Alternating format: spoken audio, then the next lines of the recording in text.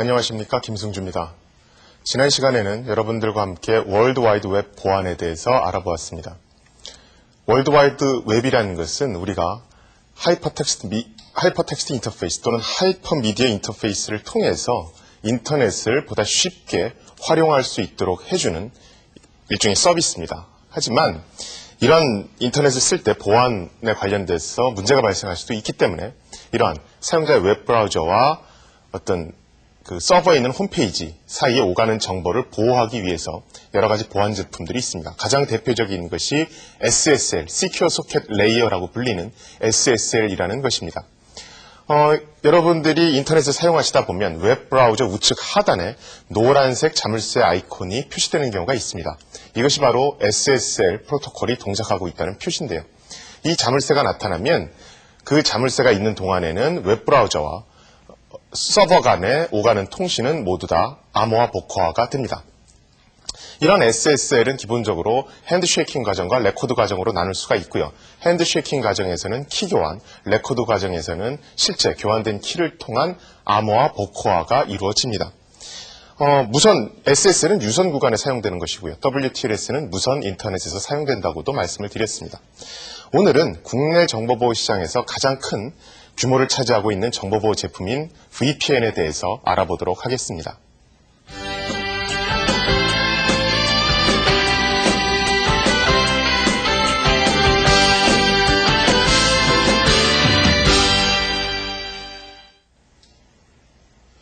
국내 정보보호 시장에서 가장 큰 비중을 차지하고 있는 정보보호 제품으로는 크게 세 가지를 들 수가 있습니다. 먼저 침입 탐지 시스템 또는 침입 차단 시스템 또는 방화벽이라고 얘기하는 파이어월을 들 수가 있고요. 또 하나는 침입 탐지 시스템, Intrusion Detection System이라고 얘기하는 IDS를 들 수가 있습니다. 그리고 어떤 두 지점 간의 비밀 통신을 가능하게 해주는 가상 사설망, Virtual Private Network이라고 하는 VPN 제품을 들 수가 있습니다. 파이어월이나 IDS는 보통 시스템 보안 제품이고요. VPN은 네트워크 보안 제품이라고 얘기를 합니다. 그러면 먼저 파이어월이나 IDS가 무엇이고 그것이 VPN과 어떻게 다른지 먼저 살펴보도록 하겠습니다. 다음 그림을 보면서 설명을 드리도록 하겠습니다. 일반적으로 파이어월이나 IDS 같은 그 시스템 보안 제품은 쉽게 얘기하자면 나의 시스템들, 이런 내부 시스템들을 보호해주는 출입국 관리 시스템이라고 생각하시면 됩니다. 우리가 일반적으로 공항에서 출입국 관리 사무소에서 하는 역할은 수상한 어떤 우리나라에 해가 될 수 있는 사람은 입국시키지 않는, 검사를 해서 입국시키지 않는 그런 역할을 하지요. 이런 어떤 파이어월이나 IDS도 인터넷으로부터 내 시스템에 들어오려는 어떤 데이터들을 검색을 해서 이것이 내 시스템에, 내 내부 시스템에 어떤 위험을 초래할 수 있으면 이런 파이어월이나 IDS가 어떤 외부의 데이터가 내부로 유입되는 것을 막아주고요. 만약에 이것이 합법적인 데이터면 내 내부 시스템으로 들어오는 것을 허용해주는 역할을 합니다. 파이어월과 IDS가 다른 점은 우리가 출입국관리 사무소에서 수상한 사람을 검문할 때 크게 두 가지 방법이 있습니다. 제일 일반적인 것은 패스포트를 보고 여권을 보고 그 여권이 어떤 테러 국가나 이런 곳에서 온 손님이면 입국을 거부한다든가 아니면 블랙리스트에 들어가 있는 범죄자면 입국을 거부하는 방법이 있고요. 아니면 공항에서 어떤 거동수상자, 행동이 좀 수상한 사람, 미심쩍은 사람은 수사를 해서 그 사람은 입국을 못하게 하는 그런 방법이 있죠. 파이어월은 앞에 설명드렸듯이 여권을 검사해서, 여권을 검색해서 이 사람이 블랙리스트에 있는 사람이면 우리나라에 들어오는 것을 막아주는 것과 같은 역할을 합니다. 실제로 데이터를, 패킷을 검사해서 그 패킷이 블랙리스트에 들어있는 패킷이면 인터넷으로부터 내 내부 네트워크로 들어오는 것을 막아주게 되고요. IDS라는 것은 어떤 인공지능 시스템 같은 것이 안에 들어가 있어서 실제 어떤 내 시스템에, 외부에서 내 시스템에 발생시키는 행동들이 어떤 해커들이 발생시키는 행동의 패턴과 유사하다. 이런 패턴 분석을 통해서 이게 해커들이 하는 액션인지 아니면 일반 정상적인 사용자가 액션인지 구분을 하고 만약에 해커들이 행하는 패턴이라면 들어오지 못하게 하는 그런 시스템을 얘기를 합니다. 이런 파이어월과 IDS와 달리 VPN은 아까도 말씀드렸지만 네트워크 보안 제품의 일종입니다. VPN은 어떤 A 지점과 B 지점, 두 지점 간의 비밀 통신을 가능하게 하는 역할을 하는데요.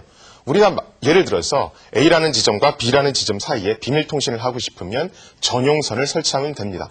인터넷 전용선을 설치하면 되는데 문제는 전용선을 놓기에는 너무 비용이 많이 든다는 단점이 있죠. 그래서 암호화 기술을 사용해서 일반 인터넷에서도 전용선을 설치한 것과 같은 효과를 내게끔 해주는 것이 VPN, 가상 사설망입니다. VPN은 연결 형태에 따라서 다음과 같이 분류할 수가 있습니다. 일단 회사 본사가 있고요.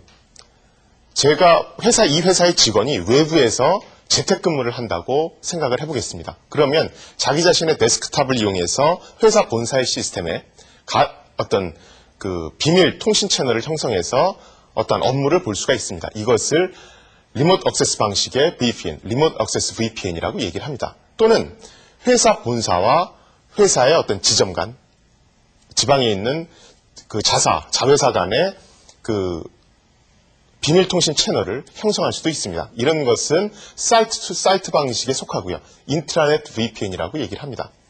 또는 같은 회사 계열은 아니지만 나랑 파트너십을 맺고 있는 회사들과 어떤 A라는 회사와 B라는 회사가 서로 파트너십에 있다면 서로 비밀통신 채널을 연결해서 사업적인 정보를 공유할 수도 있겠지요. 이것을 extranet VPN이라고 얘기를 합니다. 리모트 액세스 VPN은 리모트 액세스 방식에 속하는 VPN이고요. extranet VPN이나 intranet VPN은 사이트 투 사이트 방식의 VPN이 되겠습니다. 여기서 가장 구성하기 힘든 형태의 VPN은 extranet VPN인데요. 이것은 일단 A라는 회사, B라는 회사 이런 식으로 이질적인 두 개의 네트워크를 연결시키기 때문에 굉장히 보안 정책을 세우거나 아니면 액세스 컨트롤을 하는데 굉장히 유의해서 설계를 해야 합니다.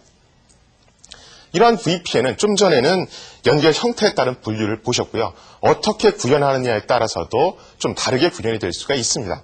다음 그림을 보시면서 VPN이 어떻게 구현 방법에 따라 나누어지는지 보시도록 하겠습니다.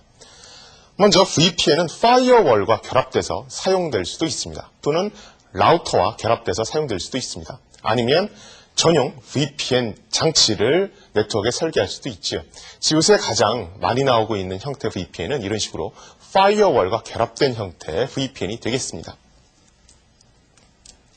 좀 전에 말씀드렸듯이 VPN은 두 지점 간에 마치 전용선을 설정한 것처럼 가상의 전용선을 설치해주는 네트워크 보안 제품입니다. 이런 두 지점 간에 실제로 전용선이 설치되어 있지 않음에도 불구하고 마치 전용선이 설치되어 있는 것과 같은 효과를 내는 대표적인 핵심 기술이 터널링 기술입니다. 이러한 터널링 기술에 대해서 이제부터 살펴볼 텐데요. 터널링 기술은 그 VPN의 방식에 따라 두 가지로 구분할 수가 있습니다. VPN 방식은 앞서도 말씀드렸지만 리모트 액세스 VPN 방식과 사이트 투 사이트 VPN 방식으로 나눌 수가 있습니다. 리모트 액세스 방식의 VPN은 리모트 액세스 방식의 VPN은 어떤 재택근무에 맞다고 말씀을 드렸고 사이트 투 사이트 방식에는 익스트라넷, 인트라넷 VPN이 있다고 말씀드렸습니다. 이 각각의 구현 가능한 터널링 프로토콜로는 리모트 액세스 방식에서는 PPTP, L2TP, IPsec이나 SSL 등이 쓰입니다. 사이트 투 사이트 방식에서는 IPsec, MPLS 등이 쓰입니다. 여기서 주의할 것은 IPsec은 리모트 액세스 방식이나 사이트 투 사이트 방식에서 모두 다 사용할 수 있다는 것에 주목할 필요가 있습니다. 이러한 터널링 프로토콜은 실제로는 OSI 7레이어의 위치에 따라서 놓이는 위치에 따라서 다시 분류할 수도 있습니다.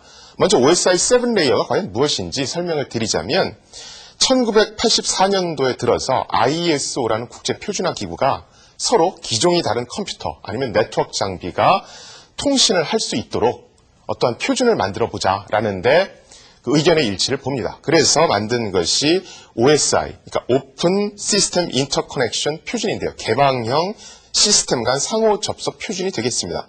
그래서 이 OSI 7레이어는 무슨 역할을 하냐면 네트워크를 실제로 7단계로 모델링을 합니다. 그래서 제품을 만든 사람들이 이 7단계의 네트워크 모델을 토대로 해서 제품을 구현하면 이기종, 서로 다른 회사에서 만든 시스템이라도 서로 호환이 될 수 있다라는데 이 OSI 7레이어 표준이 어떠한 큰 역할을 한다고 볼 수 있겠습니다.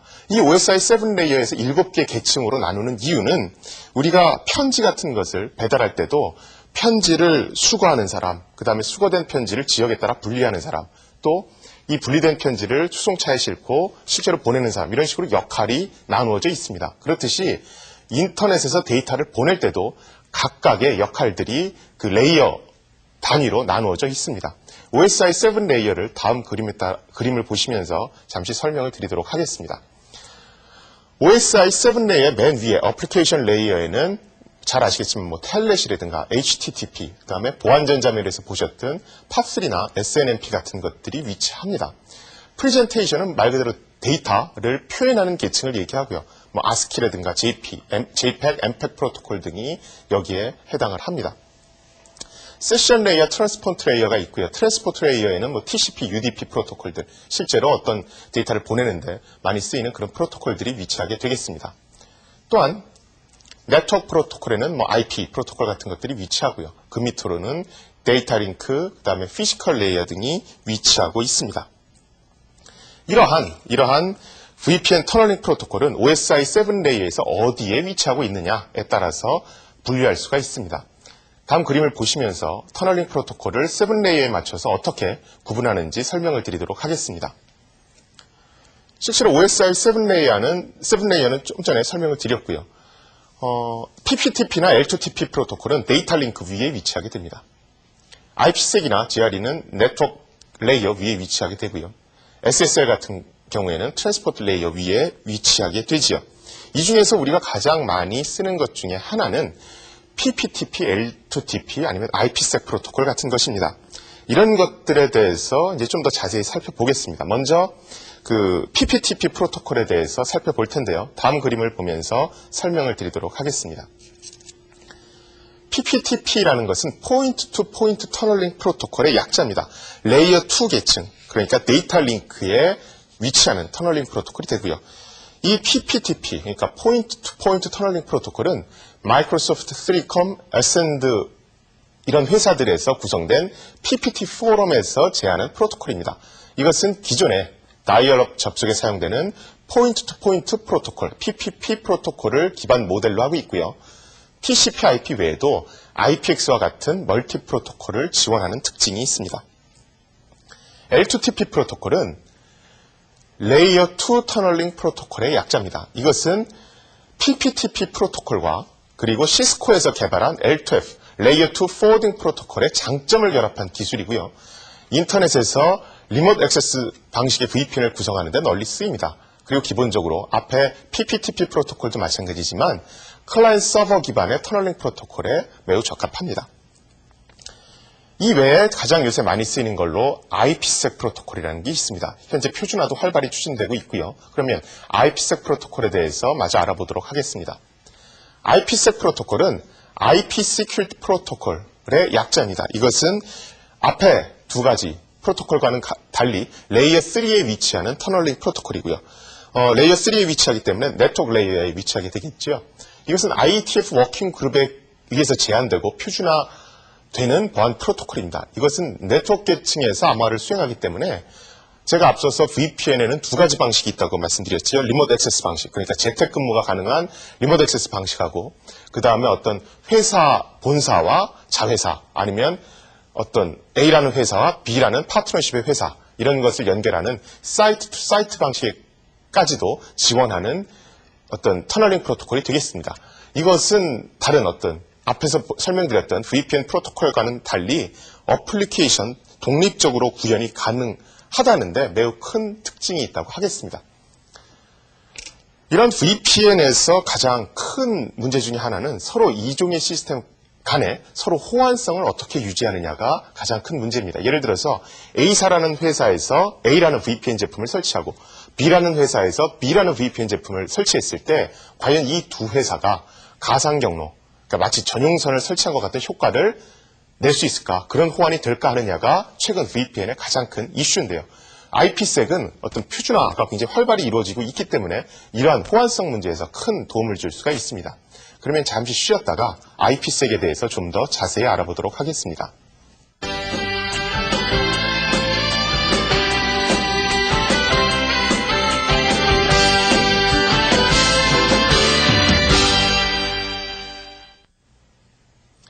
IPsec, IP Security 프로토콜은 최근 들어서 가장 각광을 받고 있는 VPN, 터널링 프로토콜이라고 말씀을 드렸습니다.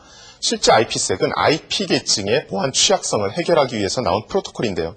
제공하는 기능은 어떤 두 지점 간의 비밀 통신을 가능하게 하는 기밀성 기능, 그 다음에 두 지점 간에 오가는 정보가 중간에 위변조되지 않도록 하는 인증 기능, 그리고 이런 두 개 기밀성 서비스와 인증 서비스를 제공하는 데 필요한 키를 서로 공유할 수 있도록 하는 키 관리 기능이 있습니다. 다음 그림을 보면서 IPsec 구조에 대해서 상세히 설명을 드리도록 하겠습니다. IPsec의 기본 아키텍처는 2401 표준 문서에 나와 있습니다. 이 어떤 IPsec의 기본 구조는 Encapsulating Security Payload, 그래서 ESP 구조와 인증 헤더, AH 두 가지로 크게 나눌 수가 있습니다. ESP, 그러니까 Encapsulating Security Payload에는 실제로 두 지점 간에 오가는 데이터를 어떻게 암호화할 것인가를 규정해 놓고 있습니다. 인증 헤더, Authentication 헤더 부분에는 두 지점 간에 오가는 데이터의 위변조를 막기 위해서는 어떠한 것들을 사용돼야 되는지에 대해서 기술을 해놓고 있습니다. 이러한 암호 통신이든 메시지 인증이든 간에 두 가지 다 A 지점, B 지점, A, B 쌍방 간에 공통으로 키를 분배할 필요성을 가지고 있죠. 그래서 이러한 암호화 통신이든 메시지 인증이든 간에 여기에서 사용되는 키를 서로 안전하게 분배하고 관리하기 위해서 사용되는 것으로 키 매니지먼트 프로토콜이 있습니다. 그럼 먼저 IPsec의 AH 프로토콜에 대해서 알아보고요. 그 다음에 ESP에 대해서 설명을 드릴 텐데요. 앞서 말씀드렸지만 IPsec의 AH, Authentication 헤더 부분은 두 지점 간에 오가는 데이터의 그 메시지 위변조를 방지하는 메시지 무결성 서비스를 제공합니다. 그러면 다음 그림을 보면서 IPsec의 Authentication 헤더에 대해서 설명을 드리겠습니다. IPsec의 Authentication 헤더는 다음과 같이 위치합니다. 원래 데이터는 요 페일로드라고 하는 요 부분에 실제 내가 보내고자 하는 데이터가 실제로 실리죠. 이것이 TCP/IP 통신을 하다 보면 앞에 IP 헤더가 붙습니다. 그런데 내가 IPsec, VPN을 사용하면서 메시지의 무결성 기능을 제공하고 싶다. 이 뒤에 붙어있는 이 페일로드 부분이 중간에 위변조되는 것을 막고 싶다. 그러면 IP 헤더와 페일로드 사이에 Authentication, AH 헤더를 붙일 수가 있습니다. 이 AH 헤더는 다음 그림과 같이 구성이 될 수 있는데요. 크게 어떤 시퀀스 넘버가 들어가는 부분과 시퀀스 파라미터 인덱스 부분과 실제 인증 데이터가 붙는 부분으로 나눌 수가 있습니다. 여기서 시퀀스 넘버는 일종의 카운터라고 보시면 됩니다. 제가 예전에 패스워드를 이용한 인증 기술에서 패스워드를 그냥 암호화시키거나 그냥 날려보내면 리플레이 어택이 가능하다고 그랬죠. 그래서 이러한 리플레이 어택을 막기 위해서 그 패스워드와 시간 정보를 함께 암호화시킨다고 말씀을 드린 적이 있습니다. 그것과 마찬가지로 여기에 일련 번호, 어떤 카운터 번호를 붙임으로써 이 어센티케이션 헤더, 이 패킷이 리플레이 되는 것을, 재전송되는 것을 막을 수 있게 합니다. 시퀀스 파라미터 인덱스는 실제로 SSL의 어떤 핸드쉐이킹 과정에서도 볼 수 있듯이 내가 암호 통신을 하거나 메시지 인증을 할 때는 두 쌍방 간에 암호 알고리즘은 어떤 걸 쓰고 메시지 인증 알고리즘은 어떤 걸 쓰고 키는 어떤 식으로 교환할지에 대해서 사전에 의견을 조율할 필요가 있습니다. 그것을 그러니까 A 지점, B 지점 간에 서로 어떠한 알고리즘들을 쓸 것인지 하는 것들을 정의하기 위해서 시퀀스 파라미터 인덱스가 쓰이게 됩니다. 그리고 끝으로 어떤 어센티케이션 데이터가 붙게 되는데요. 이곳은 실제로 페일로드의 데이터를 해시 함수를 통해서 압축한 값이 들어있습니다. 이렇기 때문에 요것에 대한 검증을 통해서 데이터의 무결성이나 데이터가 누구로부터 왔는지를 인증할 수 있게끔 됩니다. 이러한 IPsec의 AH는 두 가지 모드로 운영될 수가 있습니다. 하나가 트랜스포트 모드고 또 다른 하나가 터널 모드입니다. 먼저 트랜스포트 모드부터 설명을 드리겠습니다. 트랜스포트 모드는 매우 간단하게 구성할 수가 있습니다. 이런 식으로 어떤 TCP 헤더와 데이터, 그 다음 앞에 어센티케이션 헤더가 붙고요. 그 앞에 오리지널 IP 헤더가 붙는 경우를 말합니다. 여기에 어센티케이션 기능은 맨 앞에부터 뒤까지 전부 다 어센티케이션 기능을 제공하게 됩니다. 터널 모드에서는 기본적으로 오리지널 IP 헤더를 포함해서 New IP 헤더, Authentication 헤더, Original IP 헤더, TCP 데이터까지 전부 다 인증해주는 기능을 제공합니다. 앞에서 보신 트랜스포트 모드나 터널 모드가 AH 모드에서는 좀 비슷해 보이지요. 이 어떤 터널 모드나 어떤 트랜스포트 모드는 실제로 어떤 IP 헤더 부분, 실제 오리지널 IP 헤더 부분을 감춰서 트래픽 애널리시스가 가능하냐, 불가능하냐에 따라 나눌 수가 있는데요. 이것은 IPsek의 ESP 프로토콜에서 보다 더 명확하게 차이가 납니다. 이 두 가지, 터널 모드, 트랜스포트 모드의 차이에 대해서는 ESP 설명할 때 다시 한번 설명을 드리겠습니다. 앞에서 설명드렸듯이 IPsek의 AH 기능은, Authentication Header 기능은 실제로 오가는 데이터의 무결성을 제공하기 위해서 만들어진 서비스고요. 둘 사이에 오가는 데이터의 어떤 기밀성, 비밀 통신을 가능하기 위한 것으로는 ESP 구조가 존재합니다. 그러면 IPsek의 ESP 프로토콜에 대해서 좀 더 자세히 알아보겠습니다. IPsek의 ESP 패킷은 다음과 같이 구성이 됩니다. 요 가운데 있는 페일로드는 제가 실제로 보내고자 하는 데이터고요. IP 헤더는 일반적으로 우리가 통신을 하면 붙여지는 헤더가 되겠습니다. 우리가 ESP 모드로 통신을 하면 ESP 헤더, 꼬리, 그 다음에 Authentication 정보가 붙는데요. 요것에 대해서 좀 더 자세히 알아보면 맨 앞에 Sequence Parameter Index 그래서 SPI 정보가 붙습니다. 이 SPI 정보는 아까도 말씀드렸지만 실제 알고리즘을 어떤 것을 쓸까 하는 것에 대해서 서로 협상하는, 네고시에이션하는 그런 역할을 합니다. 시퀀스 넘버는 앞서도 말씀드렸지만 패스워드 인증 방식에서 들어가는 어떤 시간 변수같이 패킷이 리플레이 되는 것을 막아주고요. 그 다음에 요 페일로드 데이터 부분에는 요 페일로드가 이 SPI Sequence Parameter Index에서 정의된 알고리즘으로 암호화된 채 저장이 되게 됩니다. 뒤에는 패딩 정보가 붙고요. 이 패딩 정보가 ESP 꼬리에 해당하고요.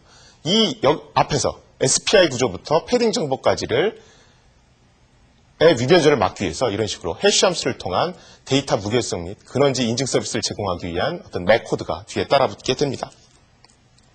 이러한 IPsek의 ESP 패킷은 어센티케이션 헤더 때와 마찬가지로 똑같이 트랜스포트 모드와 터널 모드로 나눌 수가 있습니다.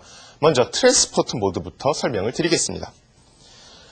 트랜스포트 모드는 우리가 트래픽 어널리시스 가능 모드라고도 얘기를 합니다. 이 이유는 뭐냐면 실제 트랜스포트 모드를 사용해서 데이터를 인크립션 시킨다면 이런 식으로 내부 실제 데이터만 암호화가 되고 앞부분의 헤더 부분은 암호화가 되질 않습니다. 헤더 부분이 암호화가 되지 않기 때문에 이 패킷을 분석하는 사람은 이 패킷이 어디를 향해서 가고 있다라는 것을 분석할 수가 있습니다. 그것을 트래픽 어널리시스라고 그러는데요. 트랜스포트 모드는 좀 전에 설명드렸듯이 데이터만 암호화시키고 헤더 부분은 암호화시키지 않기 때문에 이 패킷이 어디로 가는지는 알 수 있는 모드를 얘기를 합니다. 단, 암호화 과정은 좀 더 단순해지게 되겠지요. 다음, 터널 모드는 트래픽 어널리시스 불가능 모드라고 얘기를 합니다. 여기서 보시면 특이한 것이 데이터뿐만이 아니라 오리지널 IP 헤더 부분까지도 암호화됩니다. 그래서 실제로 이 데이터가 어디를 향해서 가는지 분석을 할 수가 없게 됩니다. 그래서 이 어떤 터널 모드는 트래픽 어널리시스 불가능 모드가 되고요. 실제 우리가 VPN을 사용할 때 가장 많이 사용되는 모드가 되겠습니다. 이런 식으로 어떤 IPsek에는 AH 모드와 ESP 모드가 존재하고 각각의 어떤 모드에 따라서 터널 모드와 트랜스포트 모드가 존재를 합니다. 그 ESP에서 가장 많이 쓰이는 모드는 일반적으로 그 터널 모드가 되겠습니다. 실제 그러니까 이것의 트래픽 어널리시스 막을 수 있게 하는 터널 모드가 되겠습니다. 근데 우리가 경우에 따라서는 이런 어센티케이션 헤더 구조와 ESP 구조, 암호화 구조를 동시에 같이 병행해서 쓸 수도 있겠지요. 이렇게 병행해서 쓸 경우에는 앞에서보다는 좀 더 복잡한 형태를 띱니다. 다음 그림을 보면서 설명을 드리도록 하겠습니다. 일반적으로 우리가 보내는 IP, 데이터그램의 형태는 이런 식으로 앞에 IP 헤더가 붙고 그 뒤에 데이터 내용이 붙습니다. 이것을 터널링 프로토콜을 통해서 가공을 시키면 데이터와 오리지널 IP 헤더 앞에 new IP 헤더, 새로운 IP 헤더가 붙게 됩니다. 이것을 실제 어떤 IPsec 프로토콜을 통해서 가공하면 먼저 ESP 프로토콜이 가동이 되게 됩니다. 일단 앞에 보셨던 그런 패킷의 내용에 ESP 관련된 내용이 붙습니다. 오리지널 IP 헤더 앞에 ESP 헤더와 꼬리, 또 어센티케이션 정보 같은 것이 붙지요. 그래서 오리지널 IP 헤더부터 ESP 꼬리까지 암호화가 됩니다. 이 경우에는 터널 모드가 되겠죠. 오리지널 IP 헤더까지도 암호화가 되니까요. 그 다음에 이런 식으로 원래 데이터에 대해서 ESP 처리를 한 다음에는 어센티케이션 헤더 처리를 합니다. 이런 식으로 기존에 있는 데이터, ESP 헤더부터 ESP 어센티케이션까지 기존에 있는 데이터의 어떤 이 데이터의 무결성을 위해서 어센티케이션 헤더가 붙습니다. 이러한 구조가 실제 IPsek에서 어떤 그 어센티케이션 헤더 기능과 ESP 기능을 동시에 제공할 때 만들어지는 패킷의 형태가 되겠고요. 기본적으로 VPN 제품들은 파이어월 제품에서 갖고 있는 패킷 필터링 기능, 그러니까 내 시스템에 오는 유해한 정보를 차단할 수 있는 그런 기능을 부분적으로 갖고 있습니다. 하지만 좀 더 엄격하게 시스템을 보호하고자 한다면 전용 VPN과 전용 파이어월을 같이 병행해서 쓰는 경우가 많은데요. 다음 그림을 보면서 실제로 이 두 제품을 병행해서 쓸 때 어떤 식으로 해야 되는지 설명을 드리겠습니다. 가장 쉽게 VPN과 파이어월을 위치시키는 방법은 직렬로 배치시키는 것입니다. 먼저 파이어월을 거쳐서 VPN으로 데이터가 유입되는 것이죠. 이런 경우에는 설치는 쉽지만 단점이 VPN이 시스템이 다운됐을 경우에는 통신 자체가 되지 않는다는 그런 문제점이 있습니다. 파이어월과 VPN을 병렬로 배치할 수도 있습니다. 이런 식으로 병렬로 배치해서 VPN을 거쳐야 하는 통신은 위로, 그리고 파이어월을 거쳐야 하는 통신은 아래로 흐르도록 할 수가 있습니다. 이런 경우에는 통신이 분산된다는 장점도 있고요. 또한 어떤 한 시스템의 장애가 다른 시스템에 영향을 미치지 않는다는 장점도 있습니다. 또한 이런 식으로 VPN을 파이어월의 DMZ 존에다가 설치할 수도 있습니다. 이럴 경우에는 앞에 직렬 배치와 굉장히 유사한데요. 이렇게 시스템을 설치하면 VPN에 장애가 생겨도 파이어월에 영향을 미치지 않는다는 장점은 있습니다만 VPN을 통과해야 되는 패킷들이 전부 다 파이어월까지도 거쳐야 되기 때문에 어떤 통신의 효율성 측면에서는 비례 구조, 어떤 병렬 구조보다는 떨어지게 됩니다. 오늘은 VPN에 대해서 그리고 VPN을 쓰는 터널링 프로토콜인 IPsek에 대해서 살펴보았습니다. 그러면 오늘 배운 내용을 정리해 보도록 하겠습니다.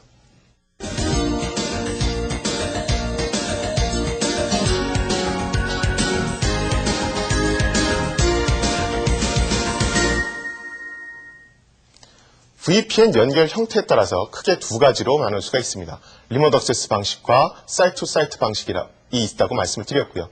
리모트 액세스 방식은 재택근무, 개인 데스크탑으로 회사에 접근하는 경우에 많이 쓰인다고 말씀드렸고, extranet VPN, 인트라넷 VPN과 같이 회사 대 회사를 연결하는 때는 사이트 투 사이트 방식이 더 맞다고 설명을 드렸습니다. 이런 리모트 액세스 방식이냐 사이트 투 사이트 방식이냐에 따라서 구현 가능한 터널링 프로토콜에는 다음과 같은 것들이 있습니다. 가장 많이 쓰이는 터널링 프로토콜인 IPsek은 다음과 같이 메시지 암호화 기능인 ESP 기능과 메시지 무결성 제공 기능인 인증 헤더 부분을 제공을 합니다. 오늘은 국내 정보보호 시장에서 가장 큰 비중을 차지하고 있는 가상 사설망에 대해서 배웠습니다. 다음 시간에는 멀티미디어 컨텐츠 보안에 대해서 살펴보도록 하겠습니다. 경청해 주셔서 감사합니다.